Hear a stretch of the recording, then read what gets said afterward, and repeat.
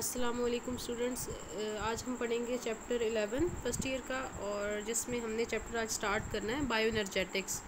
Bio energetics जो chapter है इसका हम इंट्रोडक्शन पढ़ेंगे। आज इस लेक्चर में फोटोसिंथेटिक रिएक्टेंट्स पढ़ेंगे और प्रोडक्ट्स पढ़ेंगे, और ये पढ़ेंगे कि वाटर का फोटोसिंथेसिस के अंदर क्या रोल होता है। तो लेट्स स्टार्ट अवर चैप्टर। सबसे पहले इंट्रोडक्शन के अंदर हम डेफिनेशन पढ़ेंगे बायो एनर्जेटिक्स की। तो बायो का मतलब होता है life, energetics word is related to energy. तो बायो एनर्जेटिक्स में हम पढ़ते हैं क्वांटिटेटिव स्टडी करते हैं। किस चीज़ की क्वांटिटेटिव स्टडी करते हैं? फ़र्स्ट ऑफ़ ऑल तो एनर्जी रिलेशनशिप्स की, कि एनर्जी के आपस में क्या रिलेशनशिप्स होते हैं मुख्तलिफ फार्म्स के। और दूसरा हम पढ़ते हैं एनर्जी कन्वर्जेंस, मतलब एनर्जी किस तरह एक फार्म के अंदर दूसरी फार्म में कन्वर्ट होती है। दो चीज़ें हमने इसके अंदर पढ़नी है, energy relationships and energy convergence in the biological system. Means to say कि बायोलॉजिकल सिस्टम के अंदर किस तरह एनर्जी जो है वो एक फार्म से दूसरी फार्म के अंदर कन्वर्ट होती है। क्लियर हो गया? बायोलॉजी जो है वो एनर्जी ट्रांसफॉर्मेशन जो हो रही होती है बायोलॉजिकल सिस्टम के अंदर, एनर्जी ट्रांसफॉर्म हो रही होती है एक फार्म से दूसरी फार्म के अंदर। तो ये किन लॉज को ओबे करती है? ये लॉ ऑफ थर्मोडायनेमिक्स जो हैं उनको ओबे करते हुए एनर्जी की ट्रांसफॉर्मेशन हो रही होती है बायोलॉजिकल सिस्टम के अंदर। तो क्वेश्चन ये है कि एनर्जी जो है वो ऑर्गेनिज्म को क्यों चाहिए, एनर्जी की रिक्वायरमेंट्स होती हैं ऑर्गेनिज्म को, why they need energy, energy इनको क्यों चाहिए होती है। तो एनर्जी इसलिए चाहिए क्योंकि ऑर्गेनिज्म ने अपने जो मेटाबॉलिक इनके सिस्टम हो रहे होते हैं, मेटाबॉलिकल प्रोसेस हो रहे होते हैं, उसको क्या करना होता है, मेंटेन करना होता है। इसके अलावा सेल जो है वो रीन्यूअल प्रोसेस होता है, मुख्तलिफ़ चीज़ों की सिंथेसिस हो रही होती है, और सेल रिपेयरिंग सिस्टम हो रहा होता है। उन सब जितने भी प्रोसेस हो रहे हैं सेलुलर लेवल के ऊपर या फिर ऑर्गेनिजमिक लेवल के ऊपर, उन सब के लिए जो है वो एनर्जी चाहिए होती है। तो एनर्जी जो है वो आती कहाँ से है? सोलर एनर्जी को बेसिकली यूज़ किया जाता है।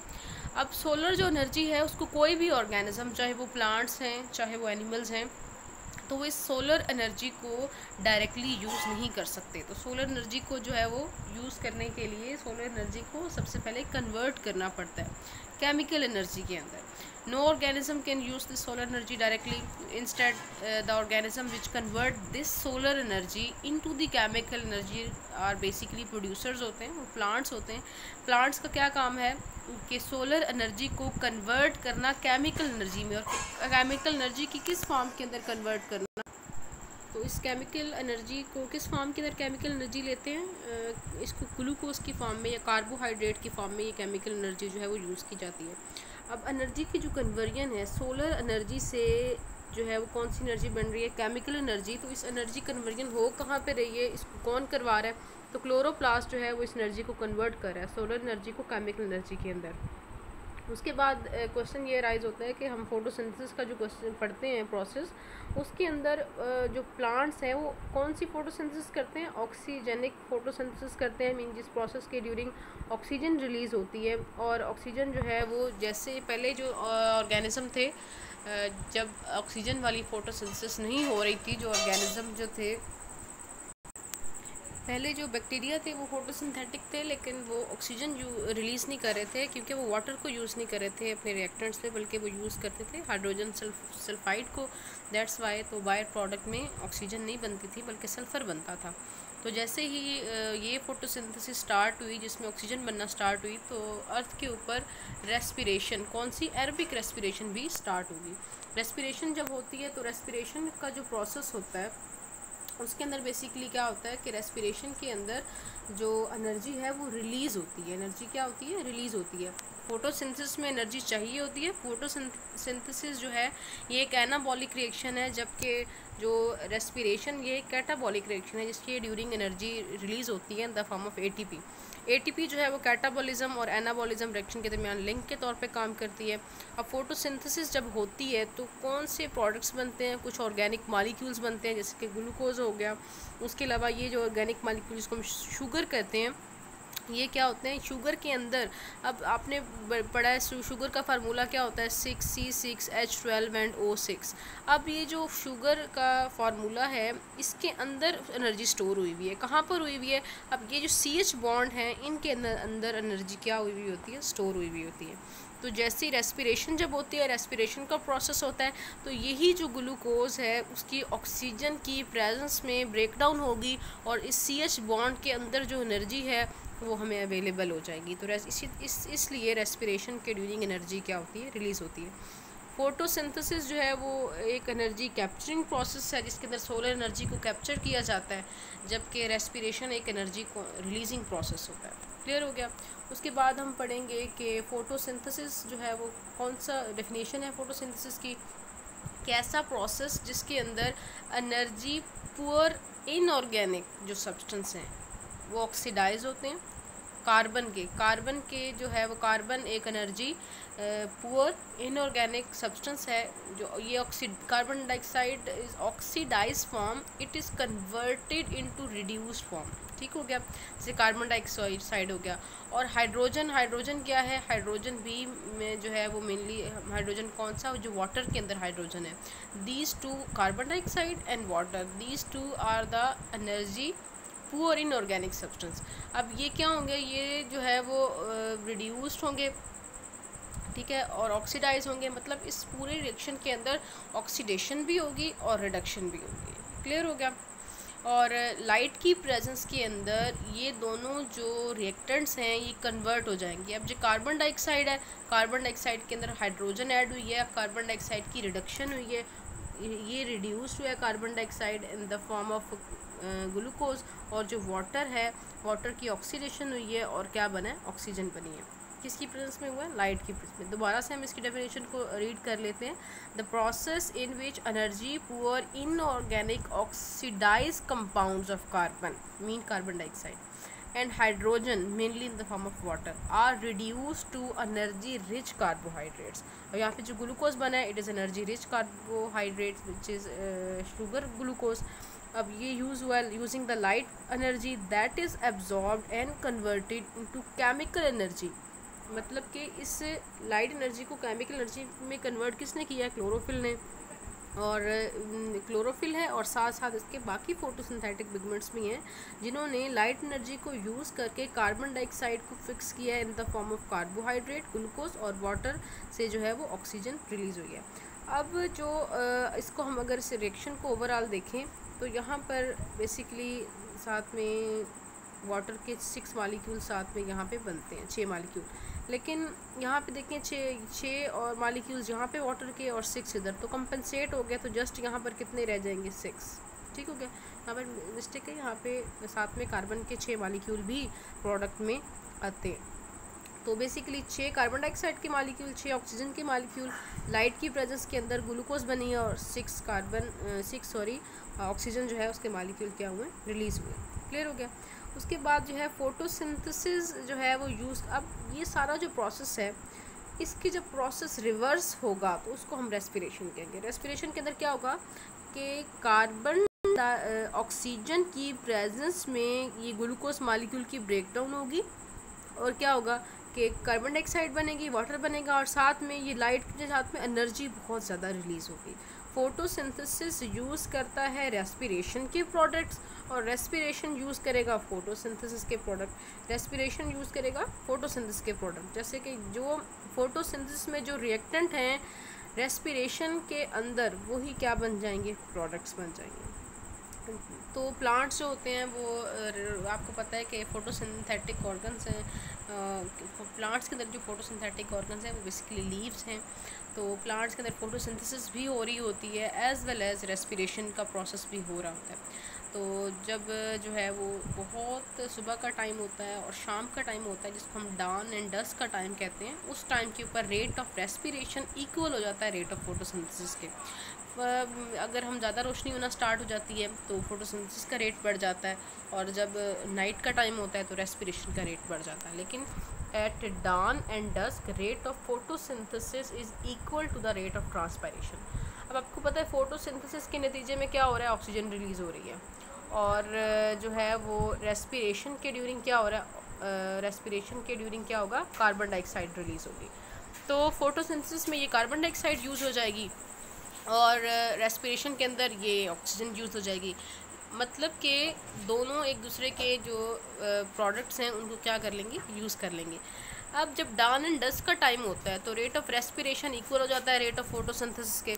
ठीक है, तो जो ऑक्सीजन रिलीज़ होती है ना फोटोसिंथेसिस के प्रोसेस में वो सफिशिएंट होती है प्लांट्स के लिए, कि वो रेस्पिरेशन कर लें, और जो कार्बन डाइऑक्साइड रिलीज़ होती है ड्यूरिंग दी रेस्पिरेशन वो सफिशिएंट होती है प्लांट्स के लिए कि वो क्या कर लें, फोटोसिंथेसिस कर लें। मतलब कि इन्वायरमेंट में ऑक्सीजन नहीं जा रही और कार्बन डाइऑक्साइड नहीं जा रही, तो इस जो है वो पॉइंट के ऊपर जो कार्बन रिलीज़ होती है रेस्पिरेशन में वो सफिशिएंट होती है प्लांट्स को कि फोटोसिंथेसिस कर लें, और जो ऑक्सीजन है वो सफिशिएंट होती है प्लांट्स के लिए कि वो रेस्पिरेशन में यूज़ कर लें। मीन्स टू से यहाँ पे जितनी भी ऑक्सीजन बन रही है इसको रेस्पिरेशन में प्लांट्स यूज़ कर लेंगे, और यहाँ पर फोटो रेस्पिरेशन में जितनी कार्बन डाइऑक्साइड बनेगी उसको प्लांट यूज़ कर लेगा फोटोसिंथेसिस के अंदर।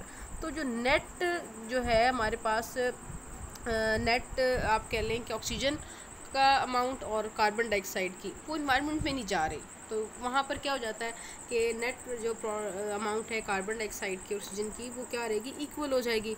तो एनवायरनमेंट में ना ऑक्सीजन जा रही है इन्वायरमेंट में ना ही कार्बन डाइऑक्साइड जाएगी। इस पॉइंट को हम क्या कहते हैं, ऐसा पॉइंट जिसके ऊपर rate of respiration equal to rate of photosynthesis, इस पॉइंट को हम कहते हैं कंपनसेशन पॉइंट, और ये कब होता है, डाउन एंड डस्क के टाइम पे। क्लियर हो गया।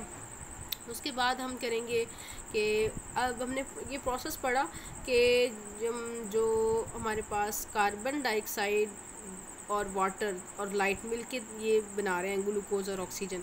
तो ये जो ऑक्सीजन है पहले नहीं पता था कि ऑक्सीजन कहाँ से आती है, वाटर से आती है या कार्बन डाइऑक्साइड से आती है। तो ये जो है प्रोसेस या इसको कंफर्म करने के लिए कि ऑक्सीजन कहाँ से रिलीज़ हो रही है, इधर वाटर से और कार्बन डाइऑक्साइड से, तो कुछ एक्सपेरिमेंट जो है वो किए गए। Oxygen is release during photosynthesis, oxygen is use during aerobic respiration. Van Niel जो है उसने हाइपोथेसिस किया था 1930s के अंदर। वैन नील ने हाइपोथेसाइज ये किया था कि प्लांट स्प्लिट करते हैं वाटर को as a source of hydrogen, releasing the oxygen as a by product. Mean के वाटर स्प्लिट होता है, हाइड्रोजन आइंस प्रोवाइड करता है ड्यूरिंग द फोटोसिंथेसिस और ऑक्सीजन रिलीज होती है। Niel hypothesis was based on his experiment. उसने एक्सपेरिमेंट किया बैक्टीरिया के अंदर, photosynthesis in bacteria which make carbohydrate from carbon dioxide but do not release oxygen. मतलब कि जो बैक्टीरिया थे वो ऑक्सीजन रिलीज़ नहीं कर रहे थे। अब इसकी क्या वजह, क्योंकि बैक्टीरिया वाटर को यूज़ ही नहीं कर रहे थे। बैक्टीरिया क्या कर रहे थे, बैक्टीरिया यूज़ कर रहे थे हाइड्रोजन सल्फाइड को यूज़ कर रहे थे। अब वो वाटर को यूज़ करते तो वो ऑक्सीजन रिलीज़ करते ना, बैक्टीरिया तो यूज़ ही कर रहे थे हाइड्रोजन सल्फाइड को। बस जैसे कि पहले मैंने आपको बताया कि अर्थ के ऊपर पहले ऑक्सीजनिक फोटोसिंथेसिस नहीं हो रही थी बल्कि सल्फर रिलीज़ हो रही थी ऑक्सीजन की बजाय।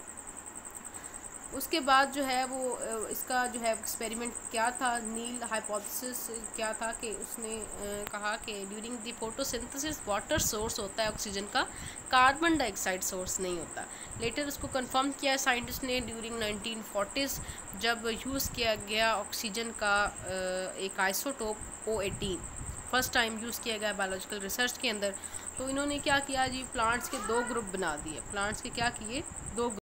प्लांट्स के जो दो ग्रुप्स थे, तो पहले ग्रुप के जो प्लांट्स थे उनके अंदर कार्बन डाइऑक्साइड वाटर के अंदर जो ऑक्सीजन यूज़ की वो 18 वाली यूज़ की गई, ठीक हो गया, और क्लोरोफिल।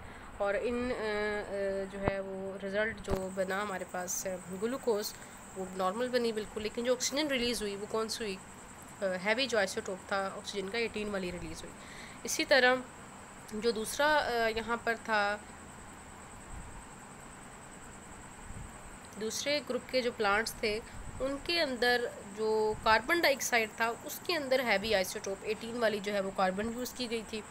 तो इन रिटर्न जो ग्लूकोज बना उसमें 18 वाला कार्बन था, और यहाँ पर जो है रिलीज़ हुआ था, सॉरी यहाँ पे ये नहीं है, यहाँ पर जो रिलीज़ हुई थी ऑक्सीजन वो कौन सी थी, बिल्कुल नॉर्मल थी, क्योंकि वाटर के अंदर यूज़ होने वाली जो ऑक्सीजन थी वो 16 आइसोटोप था, बिल्कुल नॉर्मल था।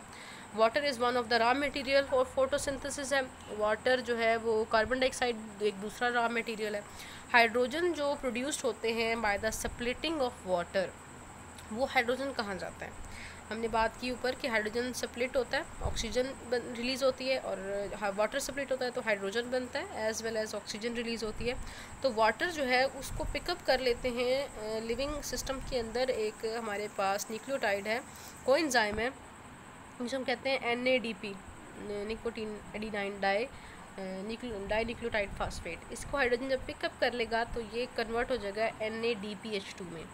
ठीक हो गया।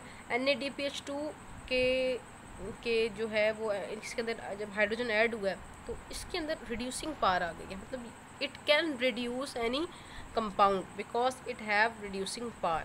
और इसके अलावा जो फोटोसिंथेसिस में ATP बनती है, ATP प्लस NADPH2, ये दोनों जो है वो सबसे पहले फोटोसिंथेसिस के अंदर बनेंगे। अब ये जो दोनों प्रोडक्ट बने हैं जिसको बेसिकली हम कहते हैं लाइट रिएक्शन। अब ये जो आप तो एक लाइन में पढ़े हैं ना, ये एक पूरा रिएक्शन है, ये एक लाइन में बेसिकली होता नहीं है, इसको फर्दर आगे डिवाइड किया गया। फोटोसिंथेसिस के भी दो फेजेस होते हैं, एक को हम कहते हैं लाइट रिएक्शन और दूसरा होता है डार्क रिएक्शन। तो फोटोसिंथेसिस का जो लाइट रिएक्शन है उसके ड्यूरिंग जो दो प्रोडक्ट्स बनते हैं वो कौन कौन से हैं, NADPH2 और ATP। These two are the products of light reaction. और दूसरा जो डार्क रिएक्शन होगा उसके अंदर इन दोनों को यूज़ करते हुए कार्बन डाइऑक्साइड जो है उसको फिक्स किया जाएगा किसके अंदर, ग्लूकोज के अंदर। तो आपने यहाँ पे दो पढ़े रिएक्शन, एक को हम कहते हैं light reaction of photosynthesis during which NADPH2 and ATP is formed, और इन दोनों ATP और NADPH को यूज़ करके डार्क रिएक्शन के अंदर कार्बन डाइऑक्साइड को क्या किया जाएगा, रिड्यूस किया जाएगा और शुगर बनाई जाएगी। ठीक हो गया। और कोई क्वेश्चन, अगर आपका कोई क्वेश्चन हो इस लेक्चर के बारे में तो आप जो है वो पूछ सकते हैं कमेंट करके।